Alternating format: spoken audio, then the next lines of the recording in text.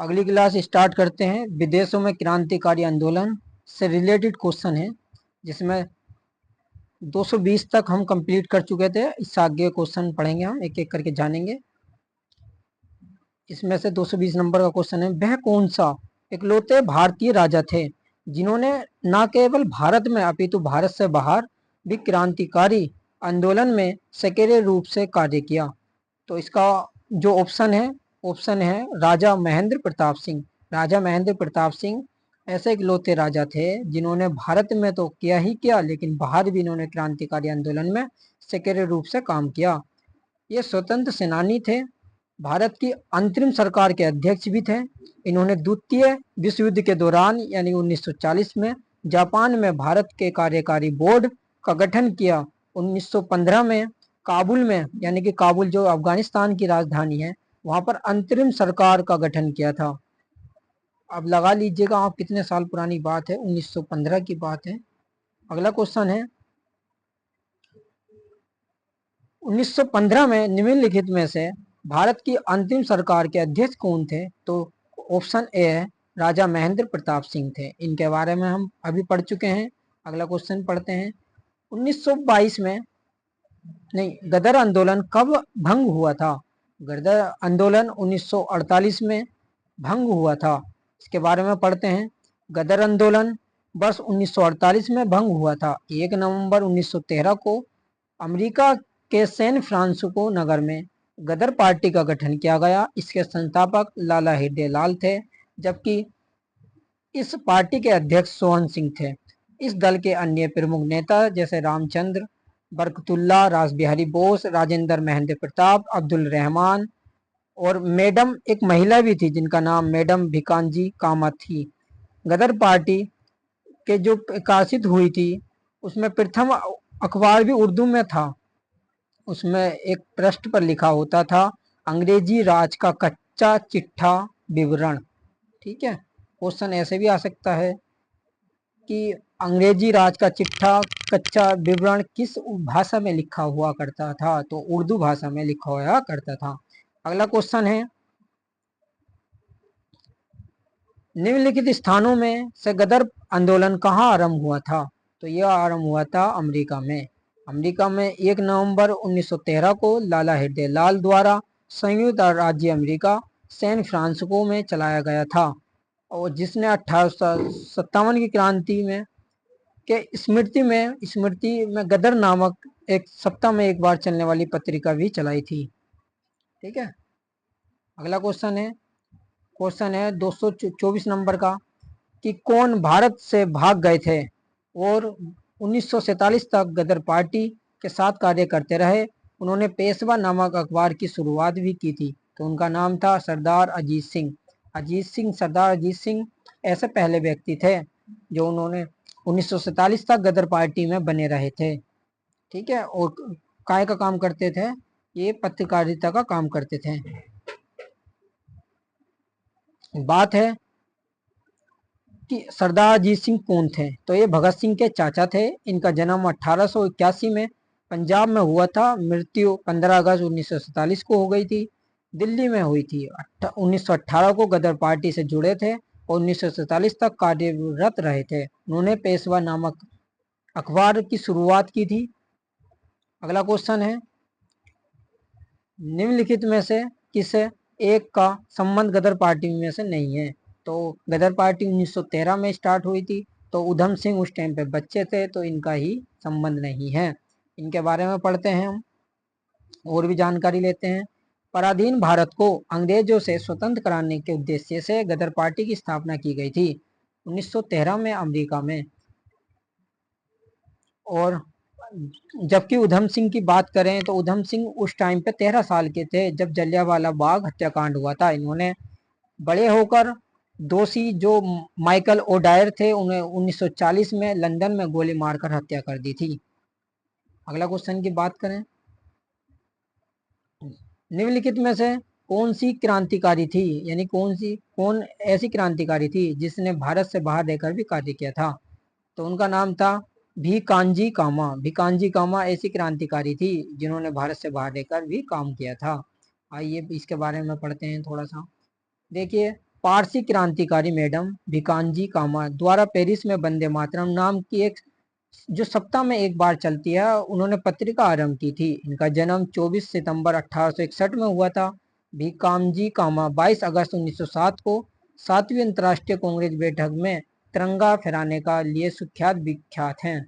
ठीक है, अगले क्वेश्चन स्टार्ट करते हैं हम, जलियांवाला बाग हत्याकांड से रिलेटेड है, जिसमें क्वेश्चन है हंटर कमीशन आयोग किसके द्वारा निम्नलिखित में से किस घटना जांच की करने के लिए बिठाया गया था? तो ये था जलियांवाला बाग हत्याकांड के लिए। बात है 14 अक्टूबर 1919 में लॉर्ड विलियम हंटर की अध्यक्षता में डिसऑर्डर इंक्वायरी कमेटी, जिसे हम हंटर कमीशन के नाम से जानते हैं, जिसमें 3 भारतीय सदस्य थे, चिमनलाल शीतलवाड़, सुल्तान अहमद, जगत नारायण मिश्र। और कांग्रेस ने जलियांवाला बाग हत्याकांड की जांच के लिए मदन मोहन मालवीय जी को अध्यक्ष के रूप में तहकीकात कमेटी का गठन करवाया था। अगला क्वेश्चन है, ब्रिटिश सरकार के द्वारा जलियांवाला बाग हत्याकांड की जांच के लिए किस समिति का आयोग की घटना की गई थी? जो की गई थी हंटर आयोग की। 6 महीने के बाद हंटर आयोग की स्थापना की गई थी, याद रखना।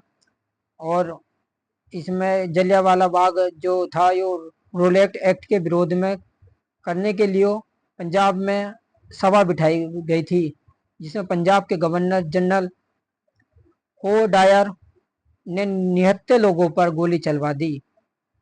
ठीक है, इसके बाद में जब जांच के लिए हंटर आयोग की घटना की गठन किया गया। अगला क्वेश्चन है, निम्नलिखित घटनाओं में से किसके बाद रविंद्रनाथ टैगोर ने अपनी नाइटहुड की उपाधि ब्रिटिश सरकार को वापस कर दी? तो ये थे जलियांवाला बाग नरसंहार ने। इसके जब वाला बाग नरसंहार हुआ था तो कई प्रकार के लोगों ने अपनी नौकरी भी छोड़ दी थी और नाइटहुड की उपाधि भी त्याग दी थी रविंद्रनाथ टैगोर ने। और एक वायसराय की कार्यकारिणी में भारतीय सदस्य थे शंकर नारायण जी, इन्होंने सर की उपाधि को वापस कर दिया। और माउंटेन्यू ने जलियांवाला बाग नरसंहार को निवारक की हत्या की संज्ञा दी थी। देखिए, इनकी एक सोची समझी साजिश थी ताकि पब्लिक इनके विरोध में ना आ सके, इसलिए इन्होंने गोली चलवाई थी। जब इन्होंने काला कानून पारित किया था उसके विरोध में इन्होंने सभा बिठाई थी। अगला क्वेश्चन है, कौन सा विकल्प सही क्रम दर्शाता है जिसमें भारतीय स्वतंत्रता आंदोलन के दौरान ये घटना हुई थी? अब इसमें हम क्रम से लगाना है। सबसे पहले हम बात करें 1906 में मुस्लिम लीग की स्थापना हुई थी। फिर जलियांवाला बाग हुआ 1919 में। फिर चोरी चारा कांड हुआ 1922 में। फिर 1928 में लाला लाजपत राय जी का निधन हो गया था साइमन कमीशन के उसमें। तो इसका ऑप्शन बैठेगा सी। ठीक है, आइए इसके बारे में थोड़ा सा जानते हैं। तो 13 अप्रैल जलियांवाला बाग हत्याकांड 13 अप्रैल 1919 में अमृतसर में हुआ था। इससे पहले मुस्लिम लीग की स्थापना 1906 में ढाका में हो गई थी। चोरी चारा कांड 5 फरवरी 1922 में गोरखपुर में हुआ था। लाला लाजपत राय का निधन 17 नवंबर 1928 में लाहौर पाकिस्तान में हुआ था। अगला क्वेश्चन के बारे में पढ़ते हैं। अमृतसर के जलियांवाला बाग के नरसंहार दोषी डायर को किसने मारा? तो उधम सिंह ने मारा था। ठीक है, थोड़ा सा पढ़ लेते हैं किस क्या कारण था मारने का। जलियांवाला बाग पंजाब के अमृतसर जिला है जहाँ पे गोल्डन टेम्पल मंदिर स्थित है। वहाँ पर चारों तरफ दीवारों से घिरा एक बाग था जहाँ ग्राउंड अच्छा था, लोग इकट्ठे हो रहे थे। सिर्फ जो नेता बड़े बड़े नेता थे उनके गिरफ्तार कर लिया गया था। एक सतपाल थे, एक सुखरुद्दीन थे। इनकी गिरफ्तार के विरोध में 13 अप्रैल को 1919 में बैसाखी के दिन एक सभा आयोजित किया गया। उस समय पंजाब का प्रांत का जो लेफ्टिनेंट गवर्नर था जो माइकल ओडायर थे, जबकि सैन्य अधिकारी जनरल एडायर जो सेना के साथ साथ चलते थे, इस सभा में आए और बिना किसी सूचना के या पूर्व किसी उसके गोली चलवानी शुरू कर दी। तो 379 लोग तुरंत मारे गए थे, जिसमें 1200 लोग घायल हो गए थे। और 1940 में लंदन में क्रांतिकारी उधम सिंह ने जाकर जलियांवाला बाग नरसंहार के समय गवर्नर रहे माइकल ओडायर को गोली मारकर हत्या कर दी और उन्हें बाद में फिर फांसी की सजा भी दे दी गई। अगला क्वेश्चन है, रोलेक्ट एक्ट के खिलाफ शांतिपूर्ण विरोध के लिए 13 अप्रैल 1919 को बैसाखी के दिन मेले के अवसर पर लोग कहाँ इकट्ठे हुए थे? तो जलियांवाला बाग अमृतसर में इकट्ठे हुए थे। ठीक है, इसका ऑप्शन देख लेंगे, ऑप्शन कैसे दे रखा है। तो यह है ऑप्शन सी, जलियांवाला बाग। हम यू एक्सप्लेन इसका पढ़ चुके हैं। अगला क्वेश्चन है, अगले क्वेश्चन क्रांतिकारी आंदोलन से संबंधित है। भारत के इतिहास के संदर्भ में 9 अगस्त 1925 को निम्नलिखित में से किस घटना के कारण प्रसिद्ध है? 9 अगस्त 1925 में के दिन क्या हुआ था? तो एक काकोरी रेल डकैती हुई थी। ये 1925 अगस्त 1925 के दिन की घटना है। इसके बारे में थोड़ा सा पढ़ते हैं। काकोरी रेल डकैती 9 अगस्त 1925 को लखनऊ के पास काकोरी नामक गांव में ब्रिटिश राज के खिलाफ भारतीय स्वतंत्रता संग्राम आंदोलन के क्रांतिकारियों द्वारा की गई थी।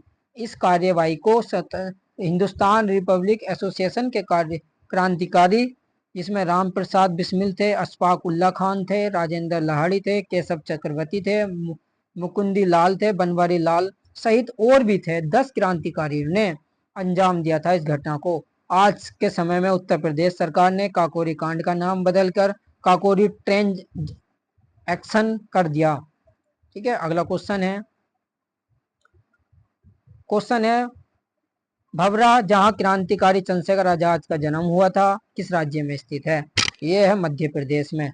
मध्य प्रदेश में एक भभरा नामक गांव है, वहां पर चंद्रशेखर आजाद जी का जन्म हुआ था 23 जुलाई 1906 को। और चंद्रशेखर आजाद ने दिल्ली के फिरोजशाह कोटला में 1928 में हिंदुस्तान और सोशलिस्ट रिपब्लिक एसोसिएशन की स्थापना की गई थी। 27 फरवरी 1931 को इलाहाबाद प्रयागराज के आजाद पार्क में, जिसे अल्फ्रेड पार्क के नाम से जाना जाता है, खुद को गोली मारकर अपना आपको शहीद कर लिया था। ये चाहते थे कि मैं अंग्रेज की गोली से नहीं मरूं, मैं खुद मरना पसंद करूंगा। अगला क्वेश्चन है, बाल गंगाधर तिलक के कैद होने के कारण क्या थे? जब बाल गंगाधर तिलक कैद हो गए थे, उनके कारण क्या थे? उनके कारण थे कि उपनिवेशिक कुशासन की पर उनकी रिपोर्ट शुरू हो गई थी। आइए देखते हैं। देखिए, तिलक ने कोल्हापुर के दीवान माधव राज बर्वे के भ्रष्ट तरीकों से आलोचना करते हुए केसरी और मराठा के कई लेख प्रकाशित किए। कुछ लेखकों में मराठा शासक छत्रपति शिवाजी के प्रति ब्रिटिश सरकार के रवैये की बड़ी आलोचना की गई। इसी आलोचना के चलते हुए 1982 में सर्वप्रथम 4 महीने जेल की सजा सुनाई गई थी बाल गंगाधर तिलक जी को। 1857 में इन्होंने केसरी में चापेकार बंधुओं द्वारा रेड की हत्या का शिवाजी द्वारा अफजल की हत्या करना बताया था। इस कारण उन पर राजद्रोह का आरोप लगाकर 18 महीने की सजा सुनाई गई। और अगली है 24 जून 1908 को पुनः इन्हें राजद्रोहात्मक लेख छापने में जुर्म में 6 वर्ष की सजा सुनाई गई। मंडले जेल भिजवाया गया था। और इन्होंने 1896 में शिवाजी उत्सव प्रारंभ करने की देश में भावना को जागृत करने का प्रयास किया था। देखिए, इन्होंने उनके खिलाफ हमेशा आवाज उठाई जो शिवाजी को गलत रूप से ठहराते थे, इसलिए इन्हें सजा मिली। कहते हैं इतिहास पढ़ने से सच्चे हम देशभक्ति बन जाते हैं, इसलिए इतिहास पढ़ना चाहिए। अगला क्वेश्चन है, मुजफ्फरपुर षड्यंत्र कांड में किस मौत की सजा दी गई और उसके बाद उनकी भूमिका के लिए निष्पादित किया गया?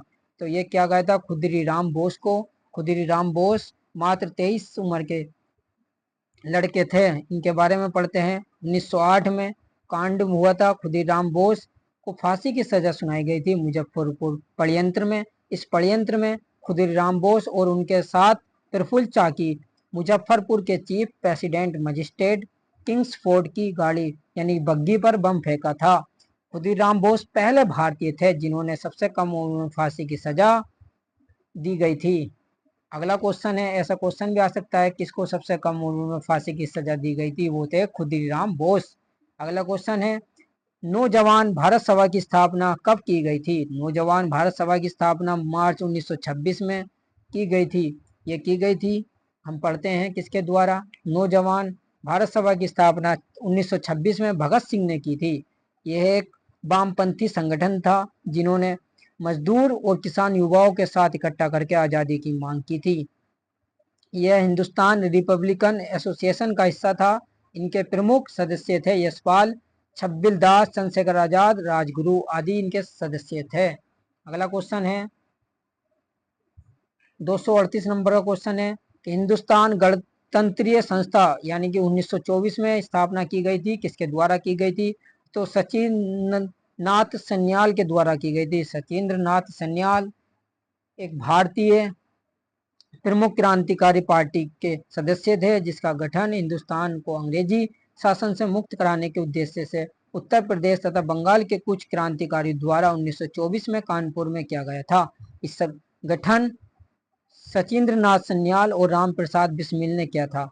इसके प्रमुख नेता रहे चंद्रशेखर आजाद, अशफाक उल्ला खान, ठाकुर रोशन, योगेश चंद्र चटर्जी, राजेंद्र लोहड़ी नाम के इनके प्रमुख वो रहे थे। अगला क्वेश्चन है 239 नंबर का क्वेश्चन है कि आंदोलनकारी सभा अभिनव भारत की स्थापना 1905 में कहाँ हुई थी? तो ये हुई थी महाराष्ट्र में हुई थी। महाराष्ट्र में 1904 में अभिनव भारत सोसाइटी की स्थापना हुई थी। विनायक दामोदर सरकार और उनके भाई गणेश दामोदर सरकार द्वारा स्थापित एक भूमिगत सोसाइटी थी। प्रारंभ में इसे महाराष्ट्र के नासिक में एक मित्र मेला के रूप में स्थापित किया गया था। इस संगठन का नाम मैंजिनी के राजनीतिक आंदोलन यानी कि यंग इटली से लिया गया था। ठीक है, इटली से लिया गया था। इसका देखिए कितनी दूर से लिया गया है, इटली यूरोप कंट्री का एक देश है। अगला क्वेश्चन है, भारत के स्वतंत्रता संग्राम के दौरान लली लतिका घोष द्वारा निम्नलिखित के संगठन की स्थापना और नेतृत्व क्या था? तो ये क्या था? राष्ट्रीय महिला संघ। राष्ट्रीय महिला संघ को लतिका घोष द्वारा 1928 में सुभाष चंद्र बोस के मार्गदर्शन के रूप में राष्ट्रीय संघ की स्थापना की थी। इस संघ की स्वतंत्रता संग्राम में प्रमुख भूमिका निभा रही थी लतिका घोष।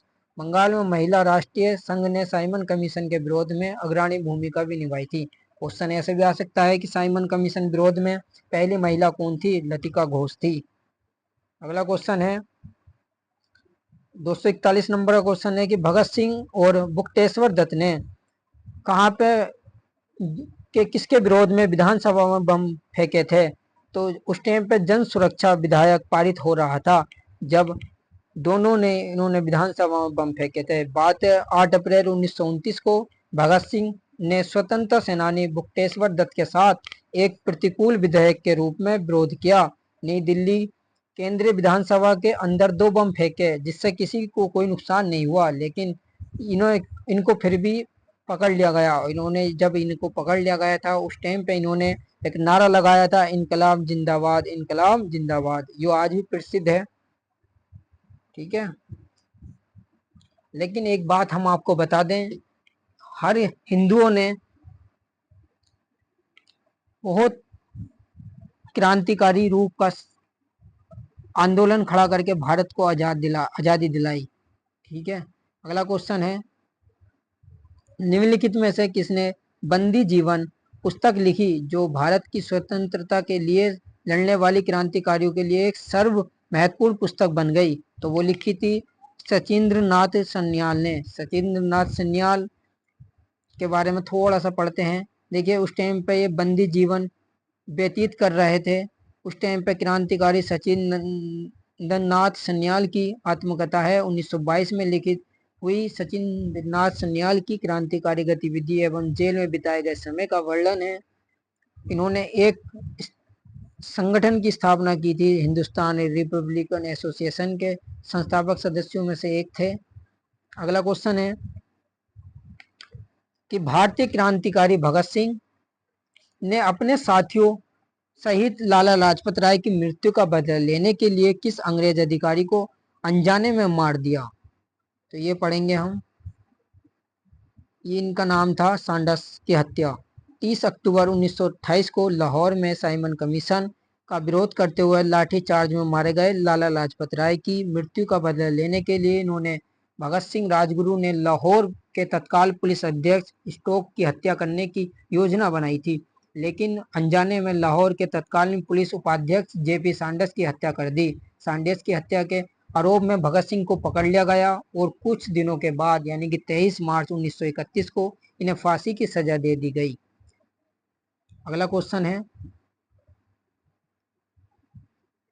भारत का एक क्रांतिकारी संगठन हिंदुस्तान रिपब्लिकन एसोसिएशन जिसकी स्थापना 1924 में की गई थी, कहाँ पे की गई थी? कानपुर में की गई थी।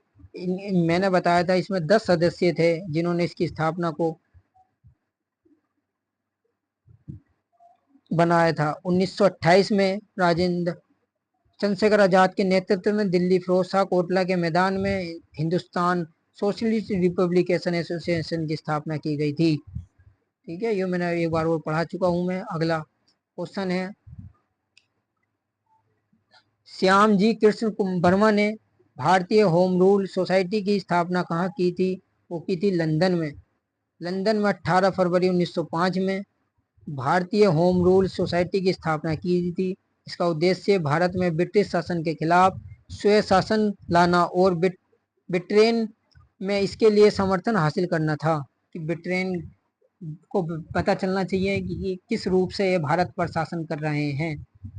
अगला क्वेश्चन है 246 नंबर का क्वेश्चन है, लंदन के इंडिया हाउस में रहने के दौरान वीर सावरकर को कौन सी सोसाइटी का गठन किया गया था? तो ये किया गया था फ्री इंडिया सोसाइटी। बात है 1883 में भागुर नासिक में जन्मे विनायक दामोदर सावरकर, जिसे हम वीर सावरकर के नाम से जाने जाते हैं। इन्होंने वकालत की पढ़ाई करने के बाद लंदन से आए थे, वहाँ ग्रेज इन लॉ कॉलेज में दाखिला किया और वहाँ के इंडिया हाउस में शरण ली। इसी दौरान सावरकर ने अंग्रेजों के खिलाफ लड़ने के लिए फ्री इंडिया सोसाइटी नामक एक संगठन का गठन किया। इसी संगठन के अंतर्गत उन्होंने स्वतंत्रता संग्राम में हथियारों के इस्तेमाल का समर्थन किया, जिसके लिए 13 मार्च 1910 को उन्हें फांसी की सजा सुनाई गई और लंदन में ही गिरफ्तार कर लिया गया। और अगला क्वेश्चन के बारे में पढ़ेंगे हम, काकोरी षड्यंत्र केस कौन से संबंधित है? इसमें ऑप्शन दे रखे हैं तुम्हारे, अशफाक उल्ला खान से संबंधित है, क्योंकि अशफाक उल्ला खान, चंद्रशेखर आजाद, भगत सिंह, ये सभी प्रकार के क्रांतिकारियों ने काकोरी कांड षड्यंत्र को बनाया था। 1925 में हिंदुस्तान रिपब्लिक एसोसिएशन के क्रांतिकारियों ने सहारनपुर से लखनऊ जाने वाली ट्रेन को इन्होंने लूट लिया था और 29 क्रांतिकारियों में से सिर्फ कुछ ही लोगों को फांसी की सजा सुनाई गई थी। ठीक है, अगला क्वेश्चन है, इनकलाब की तलवार विचारों की शान पर तेज होती है, ये किसका कथन है? ये बताना है। तो ये कथन है भगत सिंह का। भगत सिंह जी कहते हैं उस समय जब असेंबली में बम कांड पर 1930 में हाईकोर्ट में सुनवाई के दौरान कहा था, इनकलाब की तलवार विचारों की शान से तेज होती है। ठीक है, और थोड़ा सा इनके बारे में पढ़ते हैं हम। देखिए 8 अप्रैल 1928 को केंद्रीय विधानसभा में भगत सिंह ने बम फेंकते समय इनकलाब जिंदाबाद का नारा लगाया था। इस बम कांड में बुक्तेश्वर दत्त भी शामिल थे और हालांकि गिरफ्तार के बाद इन दोनों पर मुकदमा चलाया गया, लाहौर षड्यंत्र केस में भी चलाया गया था। अगला क्वेश्चन है कि निम्नलिखित में से किसने 1904 में क्रांतिकारी संघ अभिनव भारत संस्था की स्थापना की? वो की थी तुम्हारी विनायक दामोदर सावरकर के द्वारा। हम इनके बारे में पढ़ चुके हैं, थोड़ा सा और पढ़ लेते हैं। देखिए अभिनव भारत सोसाइटी एक गुप्त क्रांतिकारी संघ था जिसकी स्थापना 1904 में विनायक दामोदर सावरकर और उनके गणेश भाई दामोदर सावरकर ने की थी। इस संगठन का पहला नाम मित्र मेला यानी कि मिलना और बातचीत करना, किसी को पता नहीं लगना, ऐसी खुफिया एजेंसी इनके बीच में चलती थी। अगला क्वेश्चन है, भारतीय स्वतंत्रता संघ किसके द्वारा स्थापित किया गया था? भारतीय स्वतंत्रता संघ जो स्थापित किया गया था वो किया गया था तुम्हारा रास बिहारी बोस द्वारा। जो रास बिहारी बोस थे इनके द्वारा स्थापित किया गया था। आइए पढ़ते हैं इनके बारे में। देखिए, भारतीय स्वतंत्रता संघ रास बिहारी बोस द्वारा 1942 में स्थापित किया गया, जबकि अरुणा आसफ अली भारत छोड़ो आंदोलन से संबंधित हैं। और एमएस जोशी जो थे भारत के स्वतंत्र संग्राम सेनानी थे, जिन्होंने समाजवादी कार्यकर्ता तथा समाजवादी दल के अध्यक्ष के रूप में कार्य करा।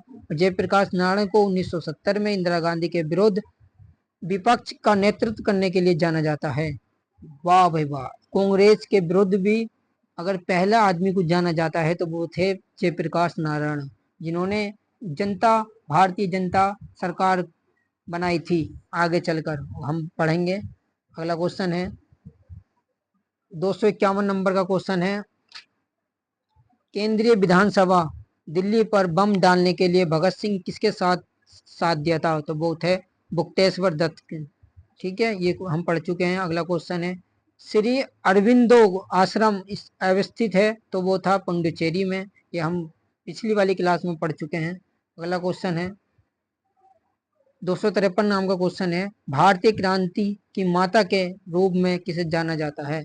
तो जाना जाता है जो पहले आंदोलन में सेक्रेटरी रही भीकांजी रुस्तम कामा को।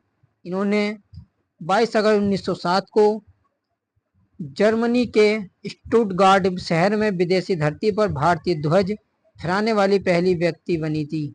ठीक है, अगला क्वेश्चन है,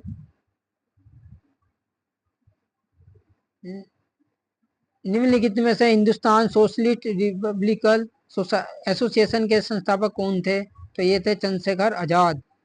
ठीक है, पहला ऑप्शन है इसका चंद्रशेखर आजाद। उन्होंने 10 सितंबर 1928 को दिल्ली के फिरोज शाह कोटला मैदान में इसकी स्थापना की थी। ठीक है, अगला क्वेश्चन है, निम्नलिखित में से किसने चटगांव पुलिस शस्त्रागार पर छापेमार का नेतृत्व किया और पुलिस स्टेशन पर राष्ट्रीय ध्वज फहराया? ये थे सूर्यसेन। सूर्यसेन पहले ऐसे व्यक्ति थे। बात है 1930 में, जब ब्रिटिश सरकार के खिलाफ विद्रोह हुआ, युवा तैयार हो गए थे, तो चटगांव पुलिस शस्त्रागार पर छापेमारी की और बंदूक लूटी और पुलिस स्टेशन पर कब्जा करके राष्ट्रीय ध्वज फहराया।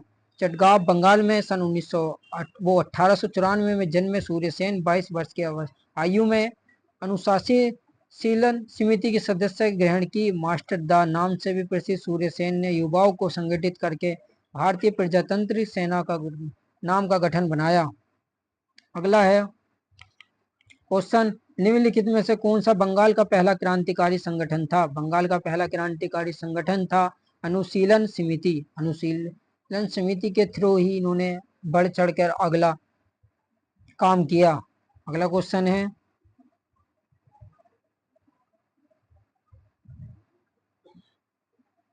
यह कौन थे जिन्होंने एक हथियार के रूप में बहिष्कार को महत्व को महसूस किया, जिसके इस्तेमाल पर पूरे भारत ब्रिटिश प्रशासनिक कमीशन को पुंगी बनाने के लिए किया जा सकता था? ये थे बाल गंगाधर तिलक। उन्होंने क्या काम करा? बात है 23 जुलाई 1856 में जन्मे थे, रत्नागिरी महाराष्ट्र में इनका जन्म हुआ था। तिलक ने वर्ष 1914 में इंडियन होम रूल लीग की स्थापना की थी। तिलक ने बहिष्कार को एक हथियार के रूप में इस्तेमाल करने पर पूरे ब्रिटिश शासन प्रशासनिक मशीनरी को पुंगी बनाने का प्रयास किया था। तिलक का एक प्रसिद्ध नारा था, स्वराज मेरा जन्म अधिकार है, इसे मैं लेकर रहूंगा। अगला क्वेश्चन है, देखिए ऑप्शन है 4, इसमें से बताना है कि कट्टरपंथी समूह के महत्वपूर्ण नेता कौन थे? जो जिनका नाम लाल पाल बाल के नाम से जाना जाता है, तो वही थे। आइए देखते हैं लाल पाल बाल किस कहाँ लिखा हुआ है। तो लाला लाजपत राय और बाल गंगाधर तिलक और बिपिन चंद्रपाल, यानी कि ऑप्शन डी इसका आंसर है। कट्टरपंथी विचारधारा के क्रांतिकारी व्यक्ति थे, जिन्होंने बहिष्कार किया, स्वदेशी अपनाया, झल्लूस हड़ताल की, शिक्षा आदि के मामले में एक्टिव रहे। 1905 से लेकर 1919 तक इनका चरण रहा कट्टरपंथियों का। ठीक है, देश को आज़ादी कराने में इनका बहुत ज़्यादा रोल है। अगला क्वेश्चन है, निम्नलिखित में से किस राष्ट्रीय नेता को राजनीति दृष्टि से उग्रवादी तथा सामाजिक मुद्दों के संदर्भ में परंपरावादी भी कहा गया?